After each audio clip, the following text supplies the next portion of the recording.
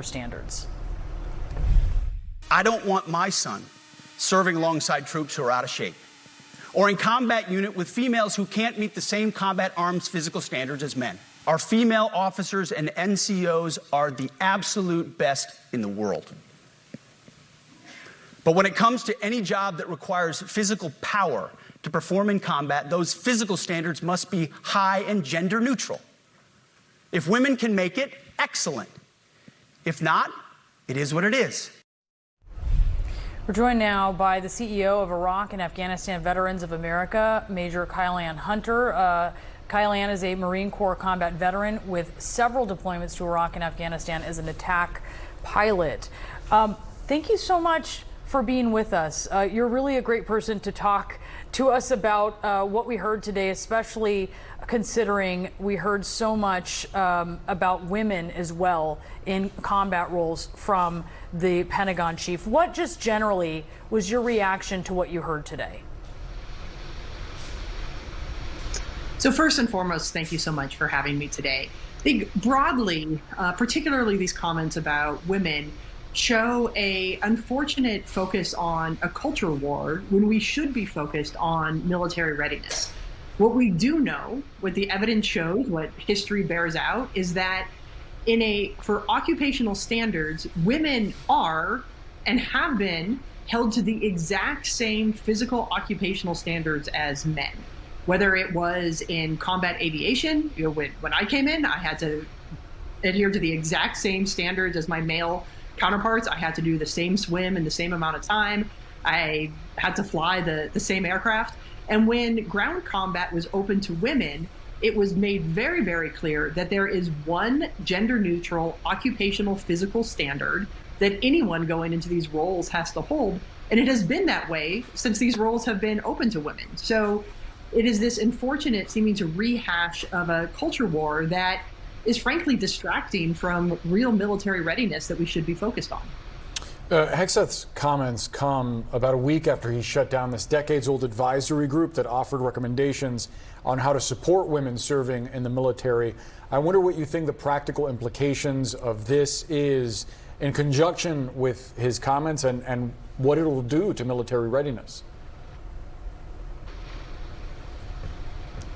Yeah, so I mean, I have deep concerns about the shutting down of the Defense Advisory Committee on Women in the Services, or DACOITS. I had the honor of serving on DACOITS twice, and what I can say is that the recommendations that we made for women in the services benefited everyone and increased military readiness, increased lethality, and increased unit cohesion, whether it was on ensuring there was properly fitting gear and equipment for everyone who goes downrange into harm's way, or ensuring that there is adequate familial support so people retain and stay in the military. These are actions that impact everyone. And I think with the loss of the Defense Advisory Committee on Women in the Services, and with these statements that show that women may not be adhering to the same standards, which is just blatantly not true, there's real concerns about recruiting. These big recruiting boons that we've seen are largely driven by women